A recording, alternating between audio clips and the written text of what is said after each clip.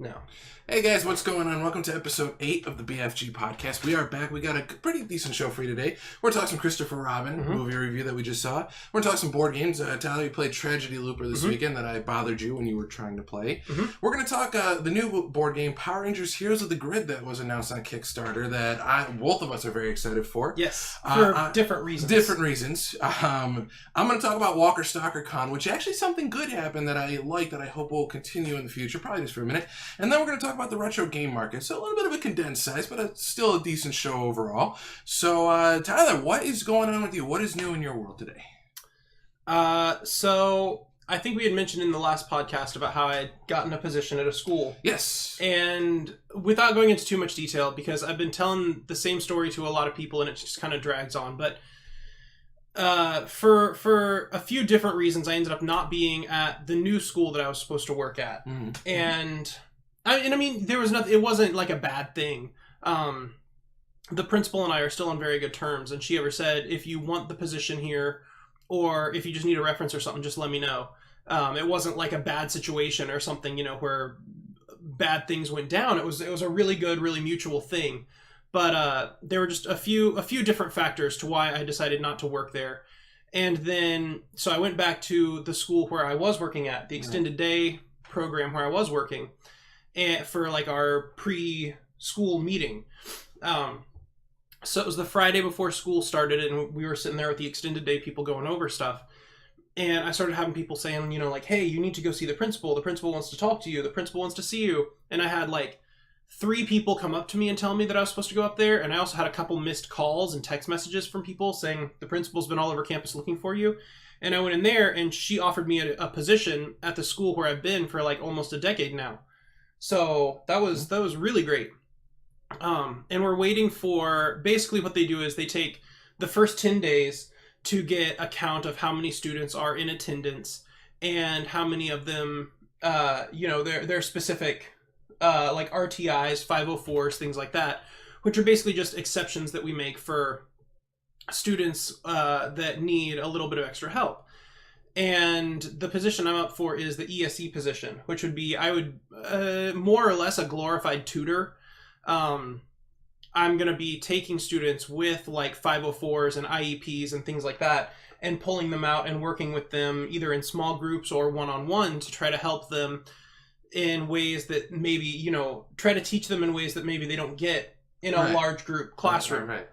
And I think it really is a blessing, because I think it's one of those where I like playing around with different styles and strategies. I've made like kind of like escape room type games for classes, and I've worked with like the guidance counselors at the school on games and things, and I've done a lot with technology. I've made like different like technology games and programs and things like that to help with the students.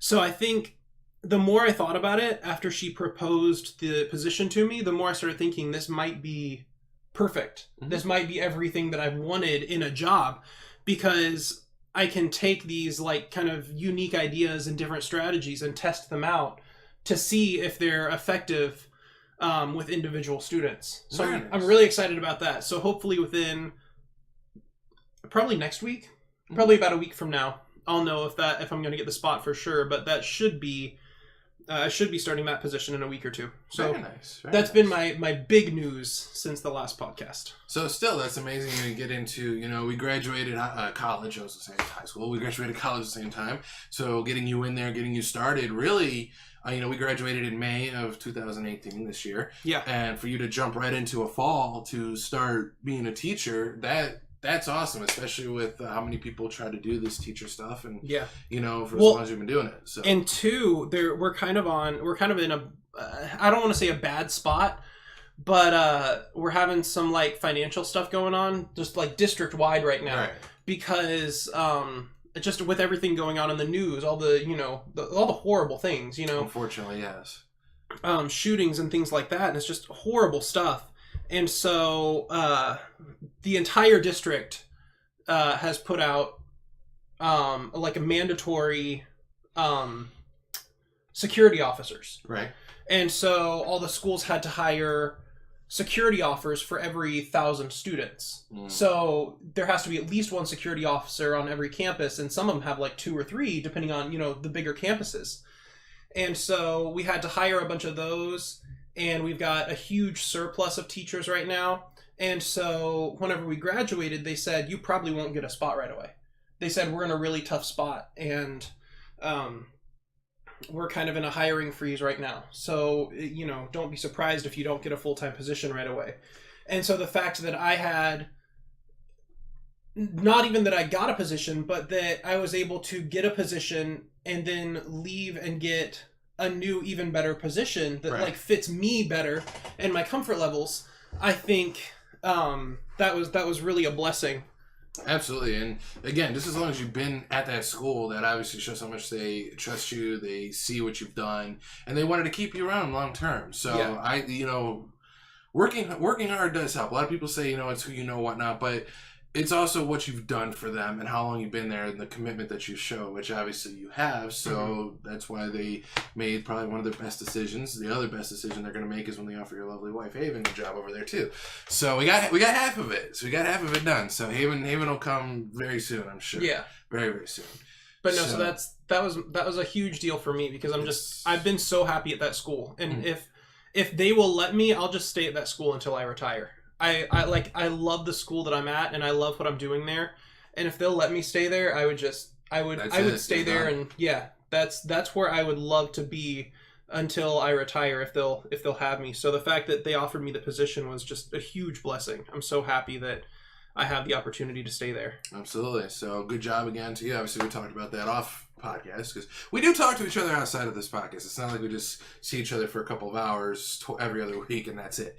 Maybe a movie. We do talk to each other, I promise. Most of the time, though, like here in the podcast, I think is probably when we get along the best. Oh yeah, absolutely. Maybe it's because we're trying to like kind of bounce off each other and like do these conversations for other people, because it's like normally when we meet up outside of podcast times, it's basically just us making fun of each other and being mean to each other, pretty much, either in real life or through texting.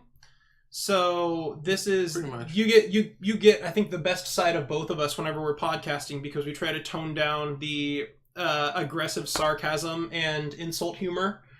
We do. I feel like we do. Maybe not as much as I think. But just wait till we get to Power Rangers Heroes of the Grid. Then we're gonna. You'll see. You'll see. You're such a nerd. I am. Anyway, so anything else you wanted to add before I kind of fill in a little bit about like the 2 segments that I've been doing the past 2 weeks? I don't think so. The other thing that I'm really excited about over the last couple of weeks is the board games, but we're gonna cover those later. Yes, those are coming right after. So I think the new position, the new job was like my big news for the last couple of weeks.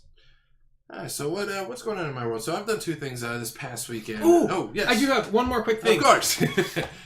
So if you're watching, you can see this.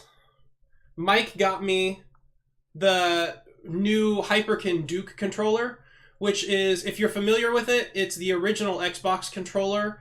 The company HyperCan recreated it for like universal compatibility. They recreated it as a USB controller. Right.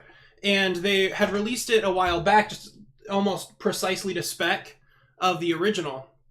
And then they released a limited edition green one. And Mike picked up the green one for me. Just because it was there, we had to do it. Yeah, there were like 2 of them left at GameStop whenever we were there. And so he picked me up the limited edition green one. And so if you're watching it on YouTube, you can see this. If you're listening in, we were holding it up to the camera. Yeah, if you're listening in, it is it's almost exactly to spec, the same like size and buttons and everything. It really is. Everything looks great on it. Yeah, it looks like perfect of the original Xbox controller. Not like the redesign, but like the original fat one, the one that shipped with the consoles that was like way too big for most people's hands. And I love it because I've got like giant man hands, and this is just like amazing. I loved this controller whenever I first got my Xbox and when I would play at friends' houses. This was just like, I loved this controller. I fell in love with it. And I've never found, I mean, they keep revising them and making them slicker, and I love like the 360 and the Xbox One controllers, but I've got a real soft spot for the original Xbox controller, and I love that I've got one I can play on PC now. Absolutely. The only thing they've changed is they added a couple buffers. They added these tiny little buffer triggers to the top. But that's the only like perceptible change I can see in it. Besides the fact that, and again, you're gonna miss out if you're not watching, but the center Xbox logo on the original Xbox, it was just a big old like, I'm assuming like plexiglass or something like that logo. It was like a plexi plastic. Yeah, it was like a plastic logo that said Xbox. And on this one, it's a mini LCD screen that actually plays the original Xbox logo as when you press it. And that's all it does. Which is amazing. Yeah, that's a cool throwback. You can't use it in games. The button doesn't do anything else. It's not even a programmable button. But it's just a button that plays the Xbox boot up screen every time you press it. And it's not there for like functionality. It's just like a cool like nostalgia thing, and I love it. And I keep pressing it. I can't stop. But anyway, that's the other. That's which is why it's sitting up here with us now. Yeah, because I reinstalled the first Fable last night. I was playing Fable last night with with my Duke controller, so that was pretty great. Going back to 2002, something like that. I want to say. Yeah, okay. But yeah, no, so that was a really good feeling, playing Fable again with my Duke controller. Going back, early 2000s. Yeah. 2000s. So let's see, what's going on in my world now? So I'm just going to go through real quick, because one of them is a topic. Last Saturday, I was in Orlando with my wonderful mother. We actually went to Walker Stalker Con, which is a Walking Dead show. Got to meet the wonderful Kari Payton, he's super nice. Like, he actually took some time to talk to everybody.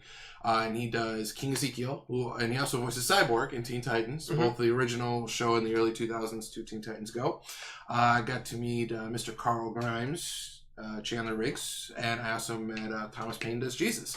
But there's going to be something else I want to talk about that actually was a good thing, at least that I saw when we get down to that. And it'll only be like a 2-minute topic, but I'll save it for that. And then literally the day after, I had a toy show here in Jacksonville, and did very well, a lot better than I thought. We doubled our space this time, and I got to move out a lot of stuff. So instead of doing 3 trips like I needed to do from my storage to the show, I only needed to do 2 to put stuff away, because I was able to get rid of so many things and condense. Tyler, thank you for you're only supposed to come for maybe like a half hour, give or take, drop off some Pokemon stuff, and you ended up staying for a little over 2 hours because I was slammed. Because what we've kind of worked out a little side business of our own. Like, he does it more like right now. You're kind of doing it as your main thing. Yes, this until you find something new. Yes. He does like different conventions, and he runs an eBay store and things like that. And I kind of just do like tech and hardware stuff as a hobby on the side whenever I'm not at the school. And so we worked it out that I'll do like kind of the legwork as far as fixing and repairing. I'll do like some cleaning up of consoles and games and things like that. And I've been swapping out the batteries in Pokemon games and things like that so that we can resell them and keep playing them. Yes. So it's kind of been our side thing recently, is I've been fixing up a bunch of Pokemon games so that he can sell them at conventions and things. And he's been reimbursing me through like food or retro games or whatever I need at the time. Mostly food. Yeah, mostly food. So it works out that way. So that shows that we also somewhat get along outside of this show. I fix things for him, and then he takes me out on a date. Pretty much, yeah. I mean, I'm not going to complain.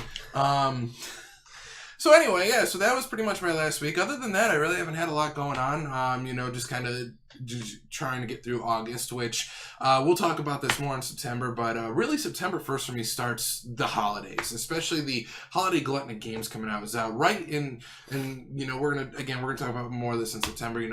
2 games right away is gonna be Spider-Man and Tomb Raider, and we're trying. I don't know if not yet. We may have a surprise coming in a few weeks. Yeah, I don't want to spoil it here. Yeah, I don't know if it's confirmed yet, but we might have. We might have something. Yeah, we might have something for you guys. It has to do with Spider-Man. That's your hint. So yeah, we're just trying to get through August right now. Probably in the next show, I'll talk a little bit about Power Rangers 25th anniversary as well as the anniversary special that's coming. But yeah, that's pretty much all that's been going on with me. Just last Saturday and Sunday were kind of hectic, which is great because I got to get out and do some things, and then just made it through the week, and now we're here for another episode of the BFG Podcast. So I guess introductions are done. So let's jump right into our lone movie review. Well, I don't know about you. I'm super stoked for the new Spider-Man movie.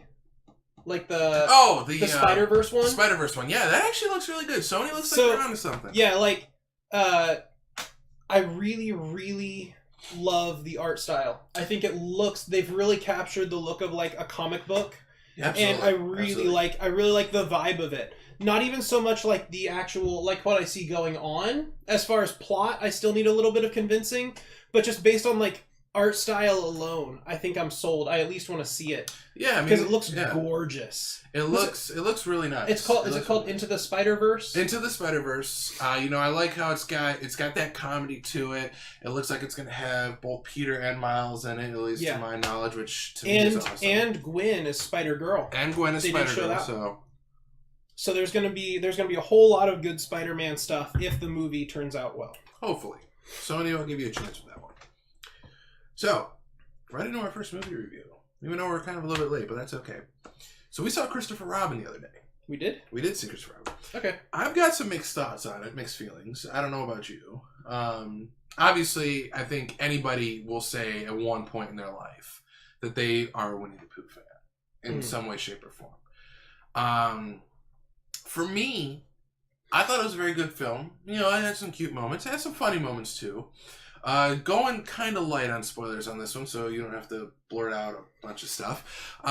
There was the first act of the movie, I thought, when Christopher Robin goes to the 100 Acre Woods to help Pooh with something.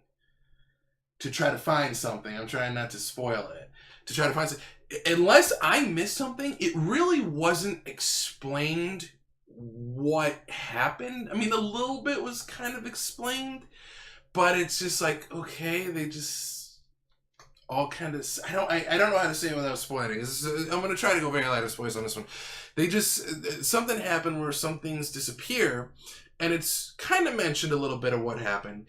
But it's never like fully. I don't think it's really like spoiler territory, because if you've seen the trailer for it, it does say it in the trailer. If you've seen the trailer for the movie, it shows adult Christopher Robin going back to the 100 Acre Wood to try to find all of the characters that he used to love, all of his friends, and then it kind of transitions, and you see in the trailer that he has gone back. He has come back to kind of the real world. And the characters follow him back out of the 100 Acre Wood into our world. So yeah, they do a lot of setup. It's a slow movie. It's a little bit slower than I thought it would be. It kind of takes a while to get where it's going, and I kind of like that because I feel like it feels like the leisurely, kind of the relaxed atmosphere that most of the Winnie the Pooh movies and books had. Oh, absolutely. And I think the pacing of it was really good. But see, the big thing I liked about it and what helped, even though it was a little bit slow, was the characters in it. Mm-hmm. Like Jim Cummings back as Winnie the Pooh. I mean, you can't have anybody else do Winnie the Pooh. Like Winnie the Pooh, the character herself was written perfectly, I thought. Even Tigger, Piglet, Eeyore, I thought was like the star of the show. Yeah, Eeyore was great. Eeyore was great. And then, the only one... So, watching the movie, I felt like everyone got captured really well, except maybe Rabbit. Rabbit was not himself. The voice was a lot different. And obviously it was just a different voice actor, but absolutely. The voice was a lot different, but it felt like even just like characteristically, it felt like he it was similar, but it felt like he even like behaved and talked a little bit differently than he really did. That wasn't the Rabbit that I remember or know, which of course people say, oh, it's a reboot. No, it's really not, because everyone else really captured it well. I mean, in the second half of the movie, I don't know if this will be much of a spoiler, but you could kind of tell in the trailer, only some of the characters went to the real world. Mm-hmm. And they left 4 behind. I don't know if I want to mention names on this. I wouldn't. All right, we won't mention names on who was left. Yeah, anyway, some of them try to save Christopher Robin, and some of them stay. So the thing about this movie is, you put Winnie the Pooh on it, which is fine. That'll obviously help people go and see it. Yeah. But I also believe this has been a movie that has been done before. We've seen this kind of story before. A young kid loves to play, blah, blah, blah, grows up. What I see I've seen it compared almost unanimously to Hook.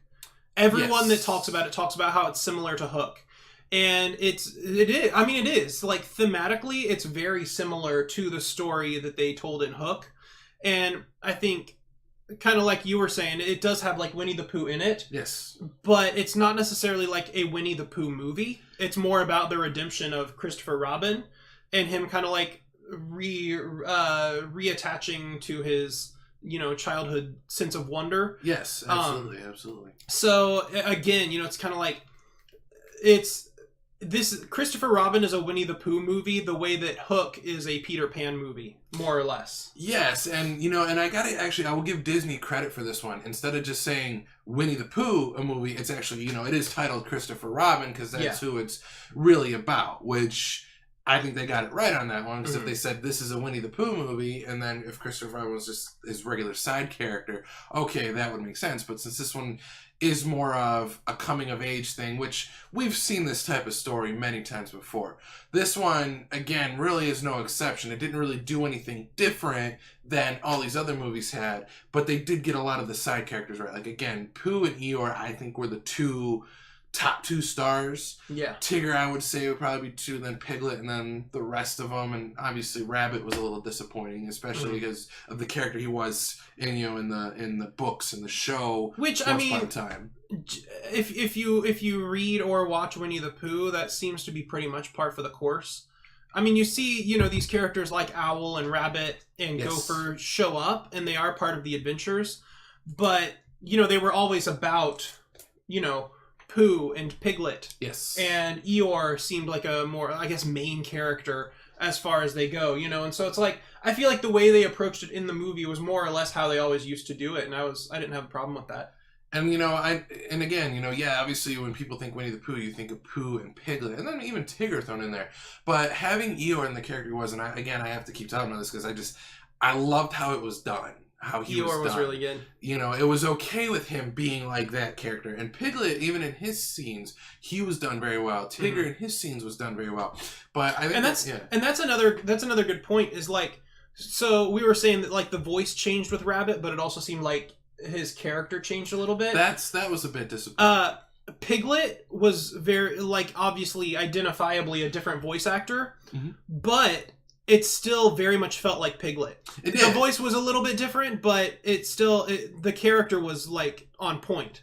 And I feel like the reason that I was a little bit weirded out by Rabbit was because it didn't feel quite like Rabbit to me. That was the thing. And I always talk about this, and actually just a quick side story without getting too far off a track is, obviously I think a lot of us that also watch the show, or at least 98% of us, grew up watching Pokemon. Yeah. And last November they released Pokemon the movie I Choose You, which was a reboot of sorts of Ash starting his journey going through without Misty, blah blah blah.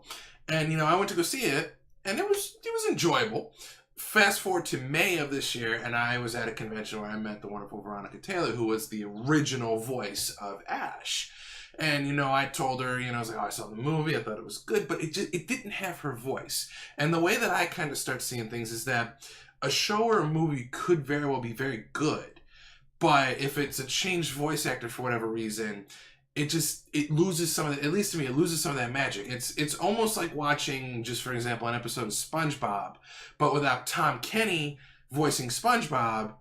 The episode might be good, might be funny, but it's going to lose a little bit of that spark and magic because it's not Tom Kenny voicing SpongeBob. Yeah. Much like how Veronica Taylor was not voicing Ash, especially in a reboot. And yeah, I know 4Kids is not really around anymore. They're the ones that did, Pokemon. And then Cartoon Network took it. Now I believe it's on Disney XD with Sun and Moon.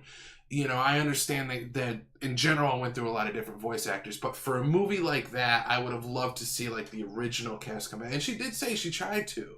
Yeah. She did try to. Her agents tried to, but I don't know if it was a money thing or an agent thing or a contract with the voice actress who does Ash now on the show.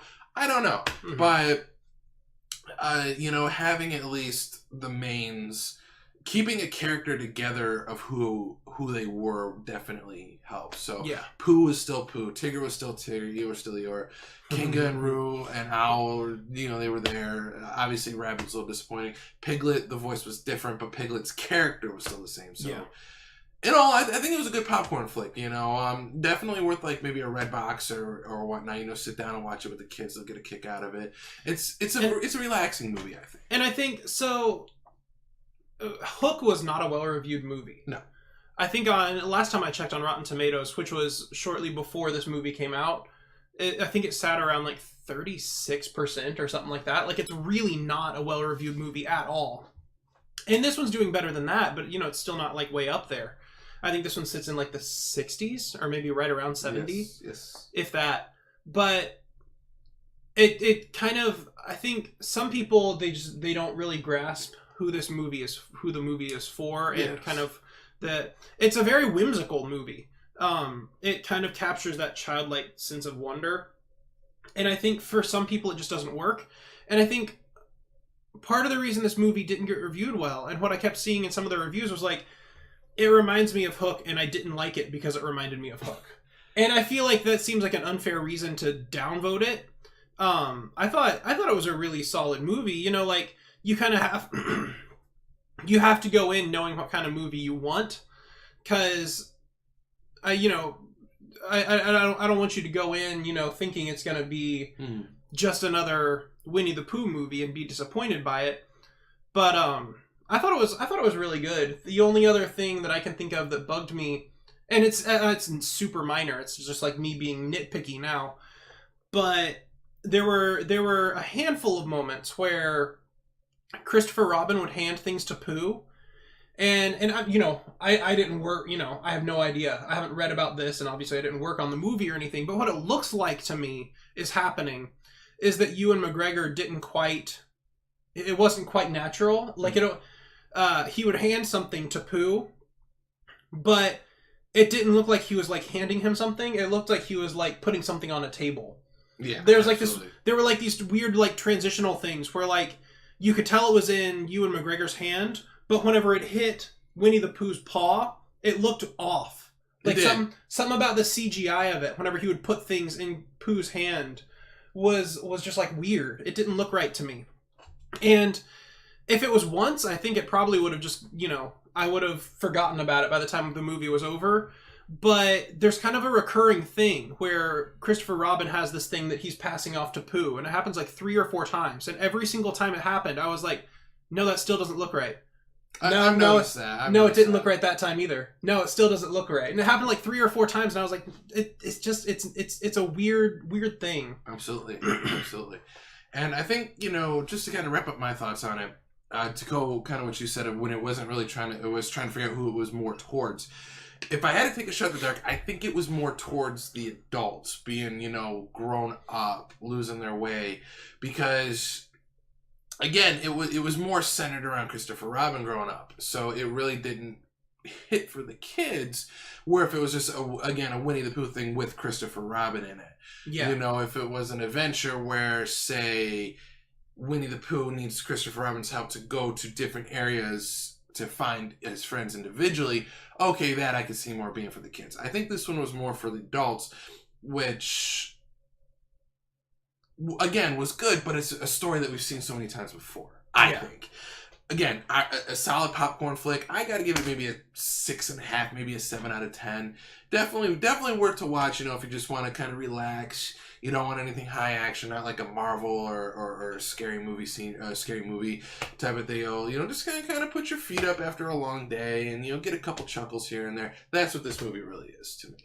I was thinking from a filmmaking standpoint, I'd probably give it like a 6.5 or a 7. But just from a pure like enjoyment, just personal opinion standpoint, I was thinking I'd give it closer to an 8.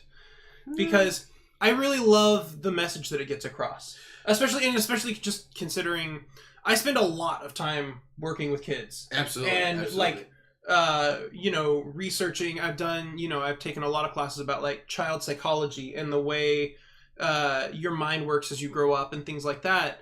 And maybe, and you know, part of it's just me. You know, I still really enjoy, like, you know, the cartoons, the video games, the comic books, you know, the things that I enjoyed growing up. Right. And I feel like just the core message, not just behind Hook as well, but also behind Christopher Robin, really appeals to me.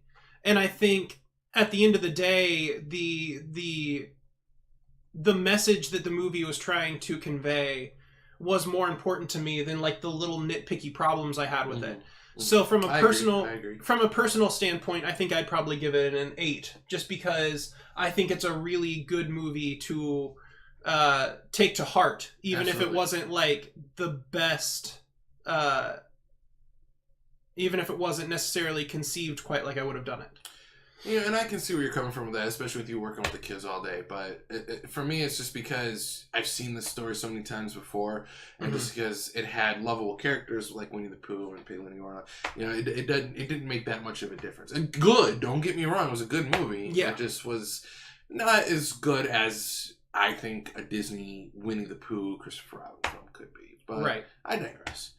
So, that was a little bit longer than I thought it was going to be, but hey, that's good. We get to put some detail into it. We actually kind of agreed, disagreed on some things on that one. So I think we got to talk about some board games now. Yes. So I'll let you go first because you were doing Tragedy Looper because you played that, I haven't, and then we can both kind of talk about the next one. So you were playing that last night. I just played it yesterday. I had never heard of it before last week. And basically what happened was a couple of my brothers went to our local board game cafe, which I absolutely love that those are a thing. I don't go into ours as much as I'd like to, but I really admire that board games are becoming a big enough deal again that, you're seeing these like board game cafes like popping up all over the place. I think that that's super cool. Mm-hmm. And I hope that, they keep thriving the way they have. But anyway, ours opened up, a year ago? 2 years ago? I was a year and a half now. It hasn't been here too long, but it's super cool. It was just a little over a year ago. Okay. Because my brother had gotten the annual pass, and his annual pass just expired like a couple months ago, if I remember right. I'll have to double check with him. And I know he listens, so he might correct us anyway. He'll be in the comments below. But I'm wanting to think that's right. But anyway, point being, a couple of my brothers went over to our local game shop, Java Game House, and they didn't have anything in mind. They're like, let's go in, just see what game strikes us, and we'll try to play it. They found this game called Tragedy Looper and pulled it out, and they sat there looking at the game pieces and the rule book, which there are 2 rule books. It's kind of like if you've ever played like Betrayal at Baldur's Gate or Betrayal at House on the Hill or anything like that. Any of like the bigger games or kind of like the skirmish type games like Imperial Assault or Mansions of Madness, games like that, where you have like 2, 3, 4 manuals for different, like rules and references and scenarios and things like that. It's got 2 different rule books. And they sat looking through the rule books and looking at the game pieces, and at the end of the day, they couldn't figure it out. Of course. It was a super complicated game, and they sat there just staring at stuff for like 2 hours and could not figure out for the life of them how to even play this game. So they ended up putting it back and playing something else, and then one of my brothers, Noah, he really liked the look of it, and he liked the sound of it. So even though he couldn't figure out how to play there at the game house, he ordered it and watched a bunch of YouTube videos and basically got rules and references from other people. He watched like scenario guides and some gameplay from it and stuff like that to kind of get a feel for it. And he sat there like looking through the manuals and things and basically just spent the week getting the hang of the game so that he could teach us. So yesterday I went over there and he taught myself and my other brother Jonathan how to play Tragedy Looper. Okay. And at the end of the day, what it most reminds me of is a really complicated version of Clue. Oh, all right. Okay. So it's an anime. I think it might even be based on an actual anime, if I'm not mistaken. It sounds familiar. Like when you mentioned it earlier, when we put it on our list to talk about today, I don't know. I might do a little research on that. I think it's based on an anime or a manga. I'll have to. We didn't do any research before doing the podcast. Nope. Obviously, we're never prepared. Mm-mm. But if I remember right, I'm wanting to think Noah said it was based on an anime or something like that. But it's the basic idea is that you have story-driven campaigns. There are 4 boards, and there are different characters in different areas. So like one board is the school, one board is the city, one board is the hospital, so on and so forth. And there are different characters in each one. Mm-hmm. And they each have a role to play. So one of them is like a serial killer, and one of them is a conspiracy theorist, and one of them is your friend, and so on and so forth. But you don't know who's who. So it's a 3 versus 1 game where there's 2 or 3 players that are trying to like save everybody and solve the murder. And there's one person who plays as the mastermind, or, dungeon master, or whatever you want to call it, whatever makes sense to you. In this game, it's the mastermind. And they are controlling the bad things that happen. Okay. They see who the killer is. They see who is supposed to die. And they're trying to make that happen. And we're trying to prevent it. If you lose, it's the reason it's called tragedy looper is when the tragedy happens, you loop back and you get a second chance to try to keep it from happening. But all along the way, you're trying to figure out, like I said, it's like Clue. You're basically, based on the movements that these characters make and the things that the mastermind is doing, you're trying to decide which character has which role, and also how to prevent the murder from happening again. And okay. So where in Clue, it's like whenever you have an accusation, you would say, I think it's this person with this weapon in this room, and that would be the end of the game if you're right. In this game, once you've figured out the roles and the locations and things like that, your job is then to keep on preventing the murder until a certain number of days have passed. Mm-hmm. And so it adds like an extra layer of an extra challenge. Jonathan compared it to Stratego in that aspect. I really like Stratego. You do? I love Stratego. He kind of compared it to Stratego in that aspect because there is a little bit of like management, because basically we all have decks of cards. Okay. Each player has a deck of cards, and the mastermind has like cards that they try to use to mess you up. So, they'll try to move characters to a location where they can get killed, or try to move the killer to a location with a specific like key victim that has to die or something like that. Or they might add like paranoia to a victim, so they'll get more scared and might act more irrationally. And meanwhile, each player has a deck of cards that they can use to like reduce paranoia or move characters out of the way of danger and things like that.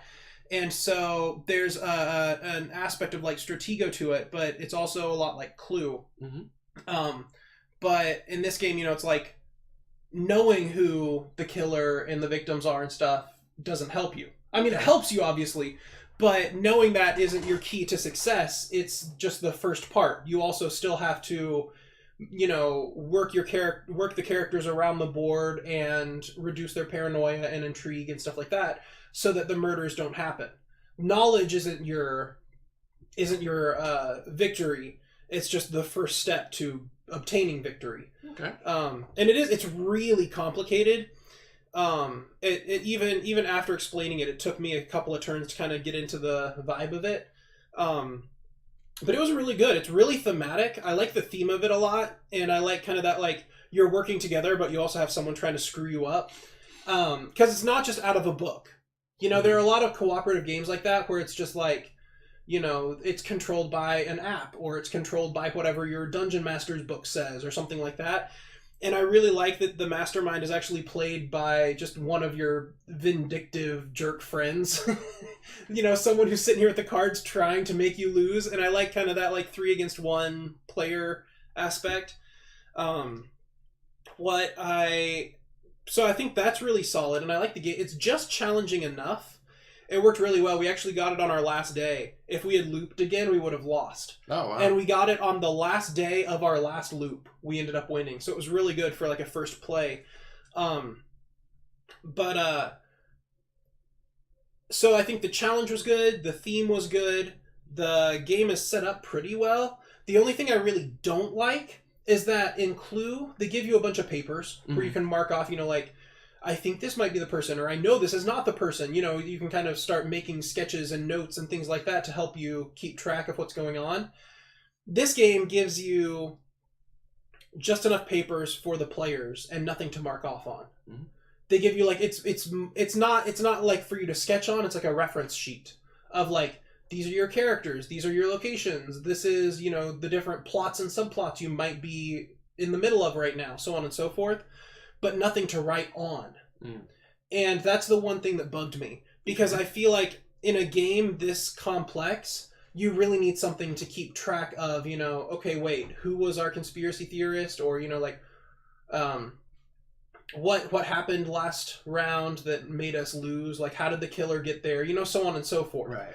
And I think having some sort of like reference sheet or sketch pad or something included in the box would have gone a long way. And it's an easy workaround. We just pulled out like a composition book and wrote it down ourselves. Right.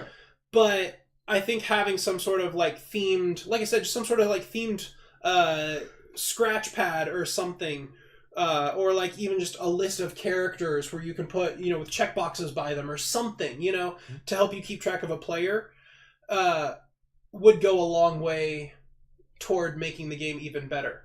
But at the end of the day, that was my only real complaint. I thought it was like, it's a super solid game once you kind of get the hang of it. It's just, like I said, there's a really heavy learning curve. Okay. You have to kind of sit down and learn it. And they've got like a tutorial. And I think we spent like 2 hours just playing the tutorial. And then another couple hours actually playing the first game. Okay. So it is kind of a time investment. But if you kind of like that deeper, complex strategy, it's super good. It's just you have to be fairly invested in the game. And you have to be with a group that's not afraid to really dig into this deep system. And especially with you and your brothers, that's definitely a good group of people to get into or play with. So, but no, if you're into that style of game and if you don't mind the heavy learning curve, I thought it was a really solid experience. You just you got to be prepared for it. Yes. So, Trader Hooper sounds fun. I mean, I'm not gonna lie. It is a lot of fun. Obviously, something to sit down on maybe a stormy night to play. Power's out. Oh, and just if you're interested, if you're considering it, it comes with 10 different scenarios. It comes with 10 stories out of the box, and then it comes with expansions that add new stories and characters for I think like $20 a piece or something like that. Wow, okay. So you know, it's basically, and a lot of games do this now. You know, like Time Stories and things like that kind of have their own like deal, like expansion packs, and like the living card games like Arkham Horror and stuff do it too. It's not unheard of. It's getting more and more common as games go on to release like expansions and things rather than just brand new games. Mm-hmm. But that's another thing that I kind of liked about it, was that it's not too much of an investment up front, because I think the base box is only like $30 or $40. That's not bad. And then each expansion adds like, you know, 10 or 15 new scenarios for like $20. So that's another thing to keep in mind, is there are like scenarios that you play through. It's not just one of those that you can pull out anytime. It's one of those where it's like you play it like the 10 times and then you're going to start repeating. So depending on if you play with the same group, once you've played it like 10 times, you've played through all the stories in the base box. But they do release pretty reasonably priced expansions as well that add a bunch of new scenarios and characters and tweaks to the gameplay and stuff. So there's a lot to keep it fresh over the long term too. Outstanding. Well, you know what else is going to be fun for both of us? Kind of moving on to the next one. Because I actually know a lot about this one, or more. Doctor Who. Yes, exactly. Doctor Who and his TARDIS. No, we're going to talk about another board game. Because one thing I've always wanted to do is get more into board games. Obviously, you know, I don't know. I'm nowhere near the level of you and your brothers. But there is a new board game coming out. On Kickstarter. You can kickstart this right now. You can. We have both done it, and you can too. Yeah, absolutely. And it is called, and I quote, Power Rangers Heroes of the Grid. So, Power Rangers Heroes of the Grid was just announced probably about a week ago now, give or take. This is Sunday. We're filming on the last day of Power Morphicon, which is a biannually convention that happens in Anaheim, California. Usually it's put on by one gentleman, and then Saban usually puts a little bit of money into it, and Bandai usually put a little bit, but now Hasbro owns Power Rangers, so it's kind of their way to show off like the new season, if you will. They show a new trailer of the new season. They show the main cast always kind of come out and surprise everybody on who's going to be your new Power Rangers. But this was shown off, and it is a big, ambitious board game. It is on Kickstarter, and I've got some facts here, if I may run down some facts. So it had a goal of $100,000 for Kickstarter. Mm-hmm. It was funded in under 8 hours fully. So I did a little bit of research, actually, because once in a while I'll do something. So, and I had not planned this ahead. No.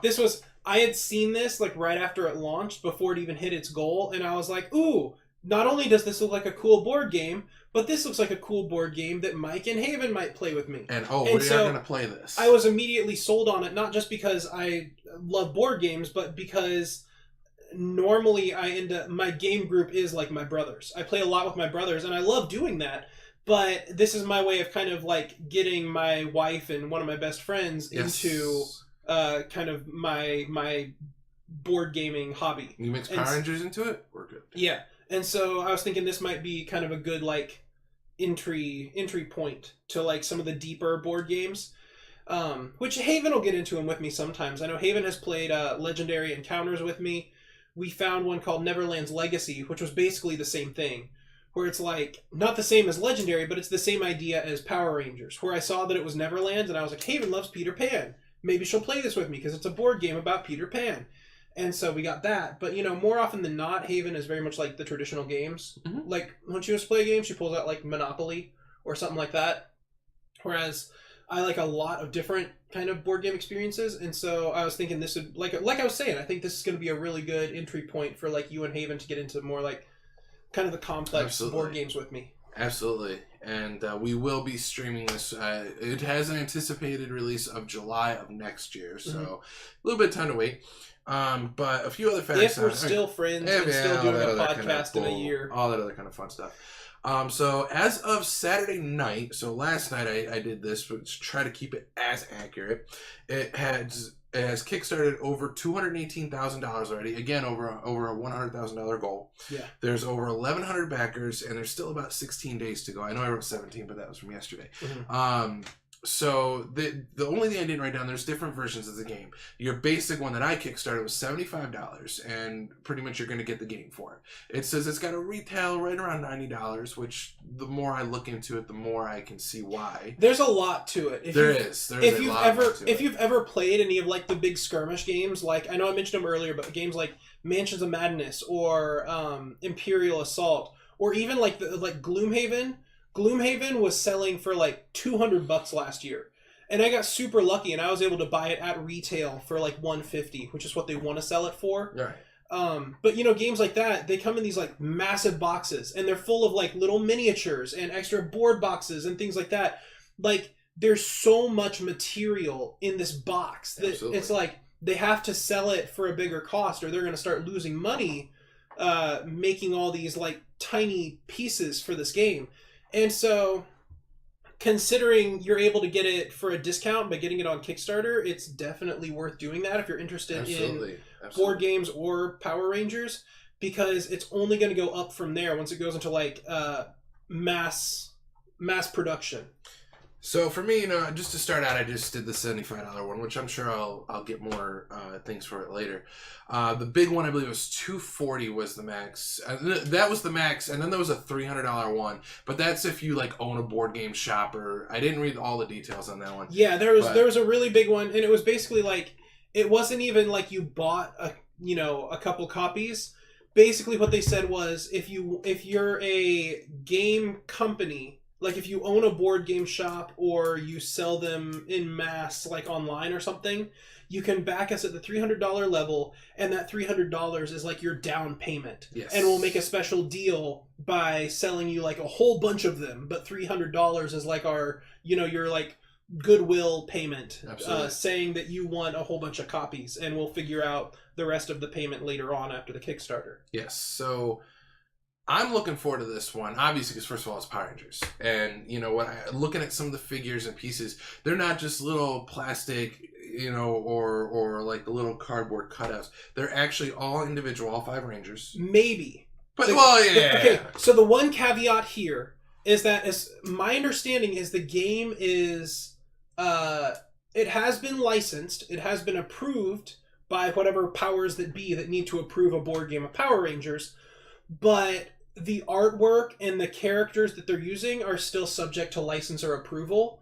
So the miniatures and the cards and the boards and things that you see might still change as time goes on, depending on if the artist doing them can get the approval to have those. And you'll see it on the Kickstarter when you look at it. They show pictures of the board and it says, like subject to license or approval. And then you see pictures of the miniatures and it says license or approval, and so on and so forth. But I think really with me, what the biggest thing I like about it is that regardless what happens with that, is they're trying to put individuality into all the characters and pieces. Yeah. It's not just your normal tough guy just standing there in the pose and then having red, blue, black, pink, and yellow. Yeah. They're all different poses. Like the mock-up that we saw was them holding their power weapons. Kimberly had her power bow, Jason had the power sword. So to me, that's little details. It's awesome. And one of the higher backing points was actually alternate poses. They send you extra figures with the Power Rangers in alternate poses, so you can have one where they're in a punch mode or I don't know, karate mode or whatever it is, and then action poses. Yeah, action poses, and then there's another one with weapons or something like that. So that's pretty cool too. That it's not even that each character is individualized, but each character might have a few different individualized options too. Absolutely. So it's being shown off at Power Morphicon right now. There's been a couple demo copies out. I saw people playing it, which to me, I'm excited. I have to wait a year, but next year actually, I got two big things coming. I have this, and then I don't know if we talked about it in a previous podcast, but First Four Figures is putting out a Banjo-Kazooie statue, so I have that ordered. I think that comes out right around the same time. So big money all at the same time coming out of the paychecks. But hey, and that's if you're into board games, if you kind of have a working knowledge of board games, it looks to me more or less kind of like a Legendary style game. There's it's a deck building aspect where you build your enemy decks and your hero decks, and then as you flip the enemies, you place them on the board. So it uses more miniatures. Where Legendary is completely card based, it looks like in Heroes of the Grid, you have a deck of enemy cards, but whenever you flip over an enemy card, you place the miniatures for those enemy cards on the board. So it might say Putty Patrollers 3, and you would place 3 Putty Patrollers on the location indicated, or something like that. But as far as combat and recruitment and things like that, it looks like it works more or less like Legendary. And I'll get back to you more about that as they get back to us more. Yes. Because they've been posting pretty much daily. Yes, I've already gotten about... coming. Because, it's only been up a few days, and I backed it, like I said, probably within a couple hours of it going up. And I've already gotten 4 updates, and each one is just new rules. As they go, they're okay, today we're going to talk about combat. Today we're going to talk about enemies. Today we're going to talk about the miniatures. And so they keep releasing new details about the gameplay and how the game works and the size of the setup and things like that. So right now my main impression is Legendary, but with miniatures. But as time goes on, we can update you guys on that. Yes, I'm very much looking forward to jumping into this game, especially being Power Rangers. So we'll keep you guys updated on more as more happens. Maybe if they get it done earlier, they can send it out earlier, and of course, as soon as we get it, we'll try to live stream it. Mm-hmm. So moving on, I just want to talk about this one real quick. Okay. Just for 2 seconds. Because one good thing you actually have, outside of going and having fun, I'm going to talk about Walker Stalker Con real quick. And so I went there just with the intention of meeting one person. I wanted to meet Carl Payton because he's my second favorite Walking Dead character. Carol's my favorite. But one thing I noticed is that, obviously, Tyler, you have them all here. There's pot figures for pretty much every Walking Dead character, or almost all of them, at least, I should say. To clarify, I don't have the Walking Dead characters. No, he doesn't. I'm just. He was pointing at my pops up here, but I don't have the Walking Dead pops. Kuni, we got Yu-Gi-Oh, all the ones. So when I was there, I only brought my King Ezekiel pop because that's the only one I wanted to get signed. So after I go there, I get in line. That's the first thing I do. When I go to a convention, I go get the autographs I want before I start walking around, so at least I can get the main thing out of the way. So when I was leaving the area and I was walking around, I looked over and Chandler Riggs, who does Carl, was there, and he had no line. Apparently, he got through his line, everything was good. And I was like, you know what? Screw it. I'm going to spoil this one because it's been a while now. It's kind of like if we talk about Avengers, you should already know. In the show, he was bit, so he's dead. And there's no coming back from that. He's gone. So I was like, all right, let me go ahead and try to get his autograph now. Which that's basically what happened in Infinity War too. Pretty much. So they all got bit and died. So I was like, let me go ahead and get him. And with him, I think he's kind of also going to be like a Daniel Radcliffe with no matter what else he does, because he started on the show so young, people are going to remember him as Carl Grimes. Yeah. So I was like, all right, I want to go, I'll get his autograph. So I'm walking around and I found a 2-pack of his pop with Negan in it. And I was like, screw it, let me just get this one. It was only $8 more.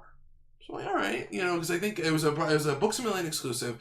The sticker said $21.99, but the person that sold it was asking $30. All right, fine, get a double pack.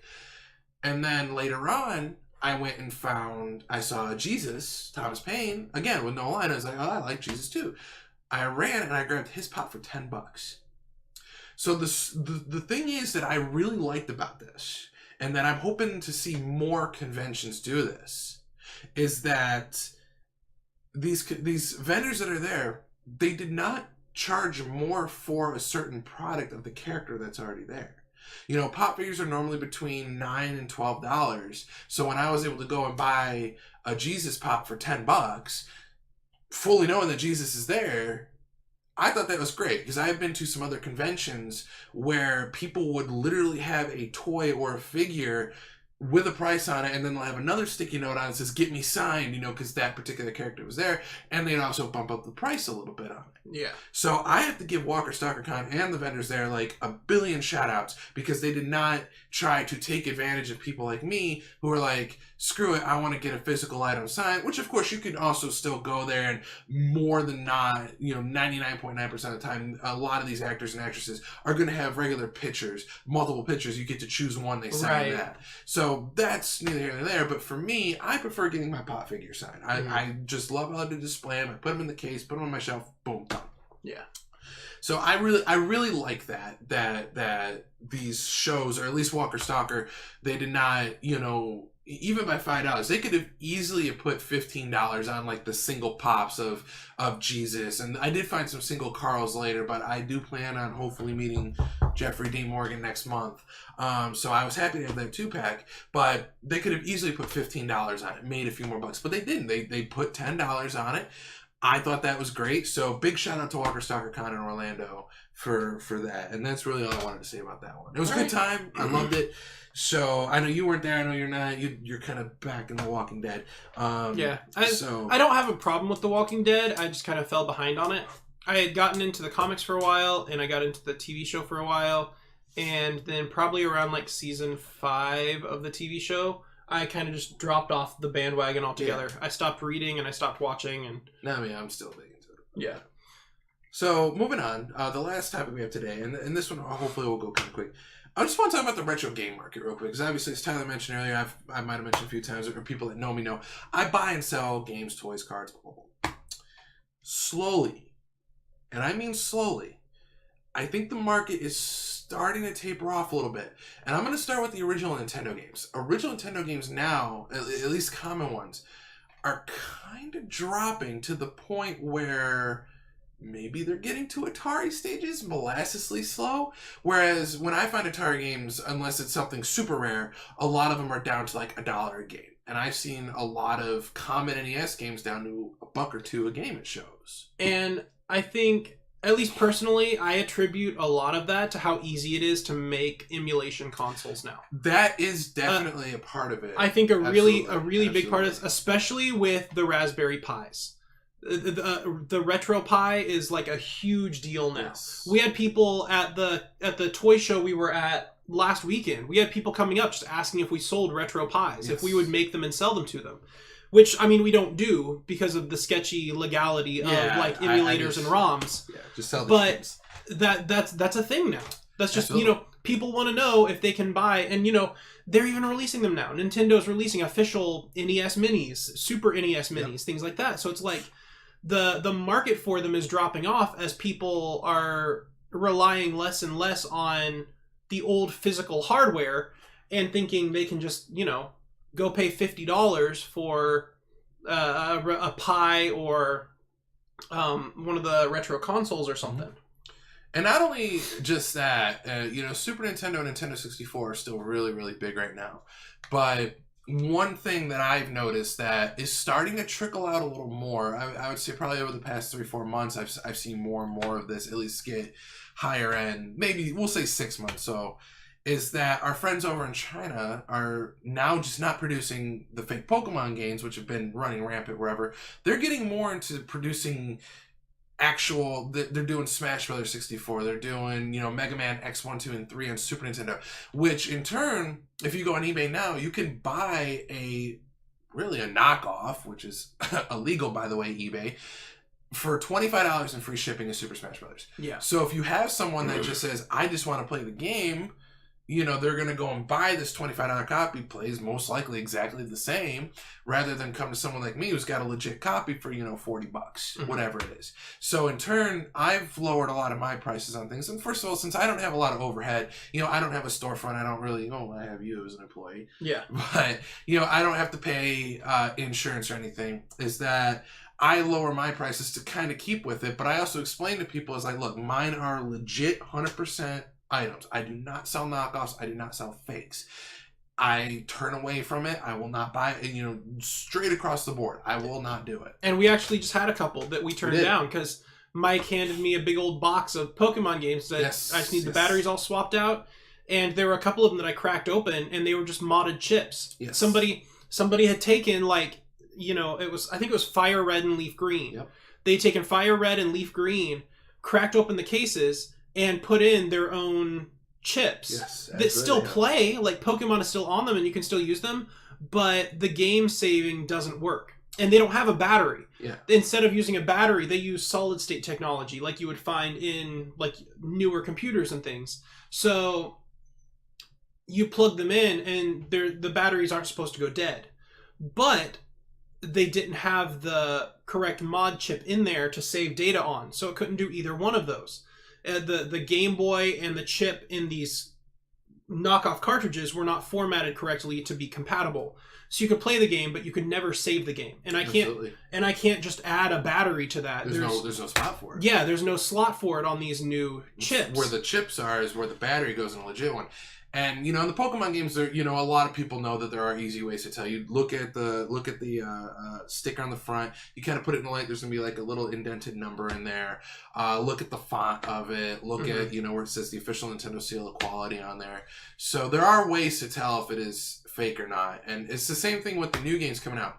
You know, if you look at the sticker, you know, how glossy is it? How new does it look? Unfortunately, they don't say reproduction on there anymore, which again is illegal eBay. But that's just kind of what's running rampant right now. And I think if this continues, you know, gaming's never going to die. Gaming is still huge, regardless if it's people playing on the computer or whatever.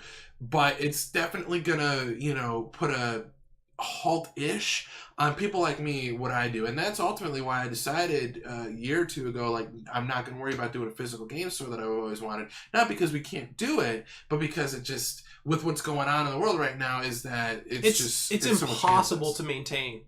I think it's a miracle. We've got, I think, one really good retro game shop still open in our area. And even that one, it's a good, 30-40 minute drive. It is. Video Game Rescue. It is. And that one, I'm honestly a little bit surprised that they've been able to stay open as long as they have. Well, they've stayed open as long as they have because, they have an arcade in there too. They've got a full arcade, not just talking 3 or 4 machines. They've got a whole back room full of them. Yeah. Plus, a lot of these places that are doing this now, and especially if you walk into GameStops now, they're essentially like a Think Geek or Hot Topic. Mm-hmm. They've got shirts, lanyards, toys. I mean, you know, with Toys R Us closing, you know, GameStop really should capitalize on it. I'm always shocked, like, because you know, I remember when you used to go into GameStop to like get a game, and now it's like you go into GameStop and it's like half of the store is games and the other half is like merch and just like geeky media. And a lot of it too, like, you know, a lot of GameStops are somewhat built the same way. Obviously, some locations are bigger than others, you know, even say compared to a mall store. But one thing I've noticed is that at least the main one that we go to, you walk in, and right on the left, pretty much down almost a little more than halfway, is all merch. Yeah, probably about 2/3 of the left-hand side is all merch. Toys, and then pops. on the end, it's like the Xbox One or something like that. Xbox One, and then right on the back wall is PS4. And then on a gondola, like a little gondola, that's where they have like Wii and Wii U. They've got a PS3 and 360, just all in a gallon, not even on the wall. And then on the right-hand side, which a lot of this does come down to marketing as well, is on the right-hand side of the store is where all the Nintendo stuff is, the 3DS stuff, the Switch stuff. And that's their only like really impressive. I mean, the merch is cool and stuff, but as far as actual video games, it's mostly dominated by Nintendo now.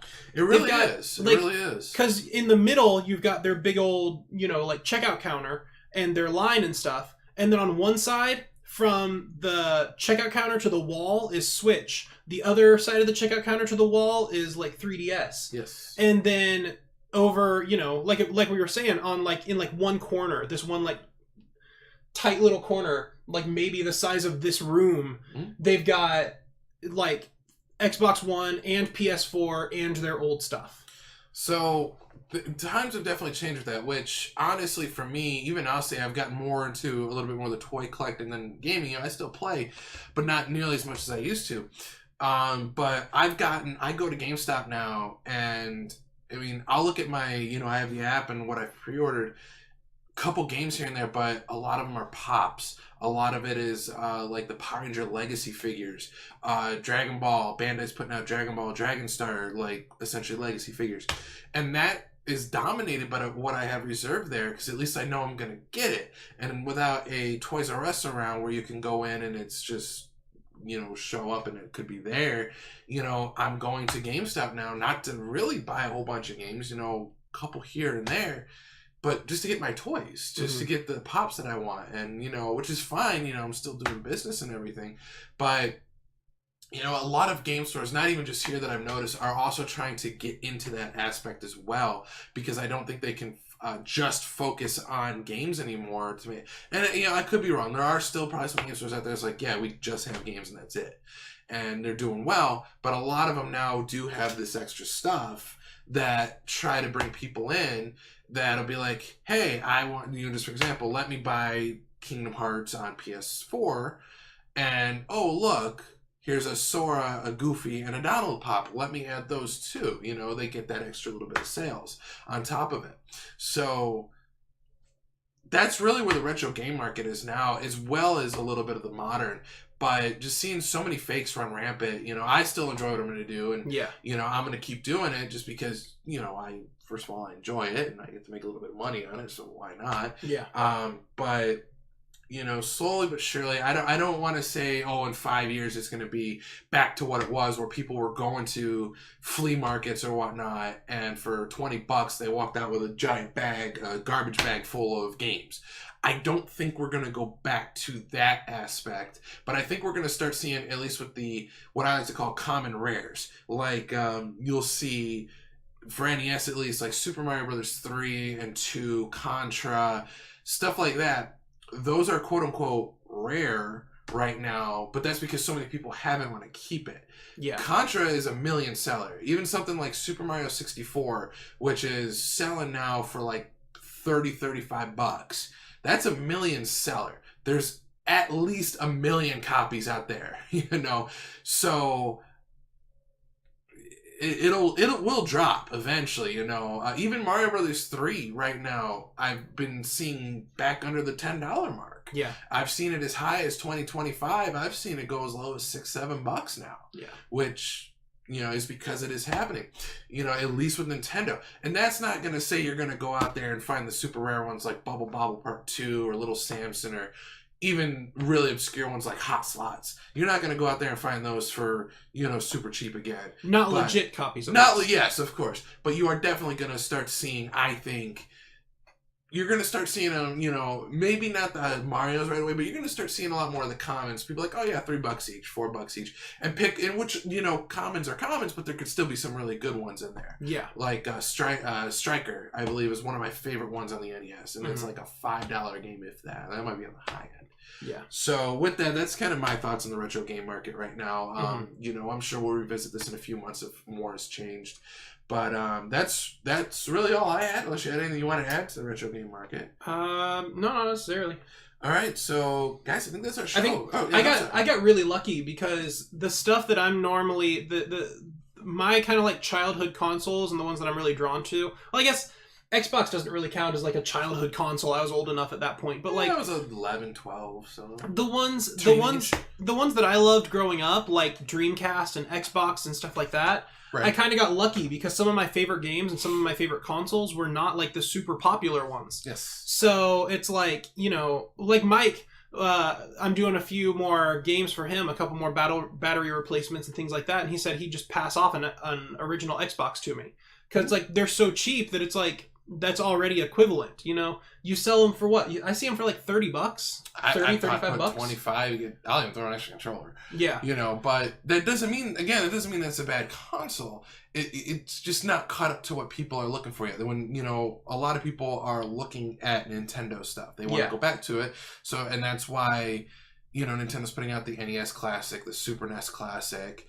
You know, and people are like, well, I don't need to go and buy a $40, $50 console with a bunch of $10 games. You know, because they're getting a lot of the rarer ones, again, right there, right in front of them. Mm-hmm. So people, and honestly, I'm not going to lie, I kind of did the same thing. I sold off a lot of my collection, you know, pay off some bills and whatnot, because adulting sucks. Yeah. But I have an NES and a Super NES Classic, so I've got it right there. And I hear more and more stories all the time about people, collectors that are just letting go of their collections, you know, just taking up too much room, or, you know, and it kind of happened with me when I got hardcore into collecting. Like, I just bought everything. It's like, oh, I'm just going to go for this, go for that. Oh, yeah. And I think we both did that for a while. We did. And then, I don't know about you. I know I originally, whenever I went and sold off my collection, yes, I hit up the store I was talking about earlier, Video Game Rescue, and they ended up hitting their limit.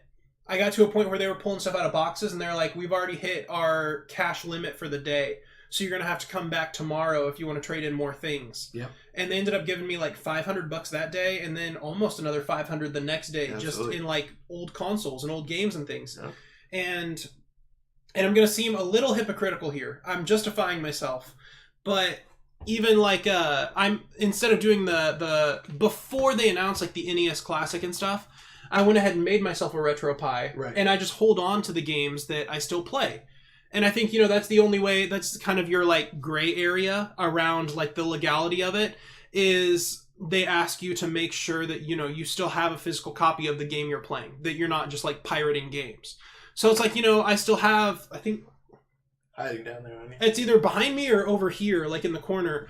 I've got a box of, like, just old Nintendo and Genesis games and stuff like that, just so I can add them to my RetroPie without having to feel bad about it. But it's like, I built it for, I think, $40, mm-hmm, and I did it right after I sold everything. I sold my whole collection for like almost $1,000, and then just paid like $40 of that $1,000 to build myself a little retro console with all the games that I wanted to keep playing. And honestly, again, it goes the same for me. I didn't do anything with the RetroPie, but for me growing up, you know, born in 1990, I played some of my sister's Nintendo. You know, I had no idea what I was doing. I had fun. We never had a Super Nintendo and Genesis era because a little thing called Power Rangers was out, and that's Christmas and birthday. I'd get the Toys R Us Big Book of Toys. That literally was a big book of toys, and not the little stupid shit that they started doing before they closed, rest in peace. And, you know, all I wanted was Power Ranger stuff. Mm-hmm. And then one year for Christmas, I think it was 97 or 98, I don't remember when, we got a Nintendo 64. So that was really the first console I had that I really enjoyed and played. Obviously, Banjo-Kazooie, Banjo-Tooie, Pokemon Stadium 1 and 2. One of my favorite racing games, F1 Zero Grand Prix. I played the crap out of that one. So I still keep those because those were like the games I truly remember playing. And then I still have a few Nintendo games left that I enjoy, like the Turtles games and everything. But mm-hmm, I think that also kind of played a part in it too with me, is that I was so laser beam focused on what I want to collect, what did I play. And I did the same thing with the Pops. Like, you know, I recently actually got rid of more Pops.